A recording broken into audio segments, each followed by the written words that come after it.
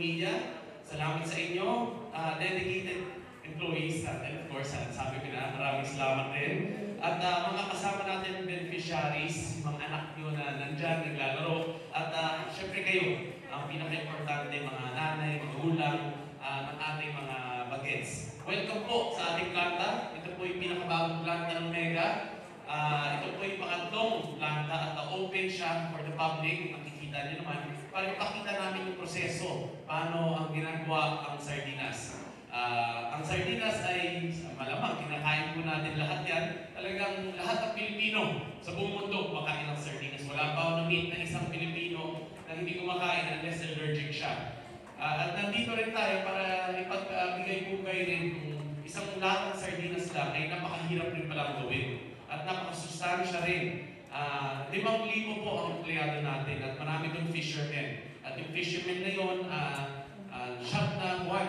Nasa dagat lang yan, hindi sila uuwi. So maraming sakripisyo, maraming naghihirap, maraming commitment kailangan sa bawat Pilipino para lang ay hatid ang simpleng sardinas sa mga plato ng mga Pilipino. So, hindi namin binabalagwala ang sardinas. Sinabi nga nila, pang mahirap lang daw yun. Hindi kami naniniwala kasi ang sardinas punong-puno ng sustansya.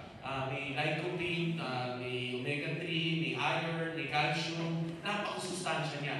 Hindi lang sardinas, marami rin kami ibang produkto, tuna, mushroom, vegetables, lahat yan para sa sustansya ng Pilipino at syempre sa mga bata. So ngayon pala, gusto ko kayong i-congratulate for making the 5th year of our Mega Bigay Sustansya program possible and of course a successful one. Talagang dedicated kayo kasi 6 months ata ninyo kinumpleto ang feeding program. Alam ko mahirap. Sana marami rin naman tayong natutunan at pwede natin ipagbigay sa mga kapitbahay natin, kamag-anak natin at ituro rin natin sa iba. So para sa inyong kaalaman, sinimulan natin ang Mega Bigay Sustansya noong 2019. So 5 years ago. So every year po namin ginagawa ito para tulungan talaga ma-improve ang childhood nutrition dito sa ating bansa. Ito ang #1 advocacy namin dito sa Mega ay tulungan ang ating bagong henerasyon lumaki na mabuti. Kasi ang mga bata, pag di natin pinapakain ng maayos, puro hindi masustansyong pagkain sa sariwang age of 3 to 6 years old, nasa stop po ang growth nila. Di na sila nabibigyan ng tamang opportunity sa buhay nila para lumaki, para maging bumasenso ang mga utak nila at yung katawan nila. Sisimulan natin sa ganun. Kailangan doon pa lang yung foundation ng mga bata, patas na kagad sila para sa mundo natin. So, yun po ang talagang commitment ng Mega para ipagpatuloy natin ang paglaki ng ating bansa through our children and their nutrition.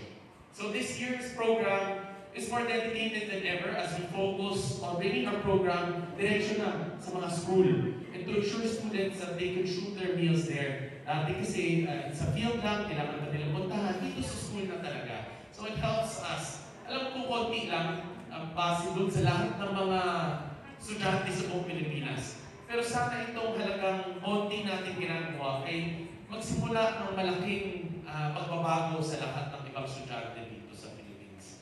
So we are deeply moved by the outcomes achieved through the collective efforts of our partners, so FNRI, Reach Out Feed Philippines, thank you so much, and our employees and our volunteers that we've had for the past 5 years, of course, which is why we're all here today for our graduation. And syempre, we wanted to share this big celebration with everyone, especially here in this manufacturing plant. So bukod dyan, I'd like to extend my gratitude to you guys, the parents of these students. So isa po kayong mga naging susi sa tagumpay nating programa. Patuloy po namin kayong pagkakatiwalaan na bigyan talaga ang nutrisyon ng inyong mga anak at pagkainin sila ng susustansyong pagkain. Siyempre, minsan, okay lang naman mga chichirya, ganyan. Pero siyempre sana, ako po, tatlo rin po anak ko, mabilis lang pakainin ng mga hindi masustansyong pagkain kasi yun yung madali. Pero siyempre, bilang parent, kailangan talaga minsan pag-isipan natin mabuti kung ano ang pwede natin pakain ng sustansya sa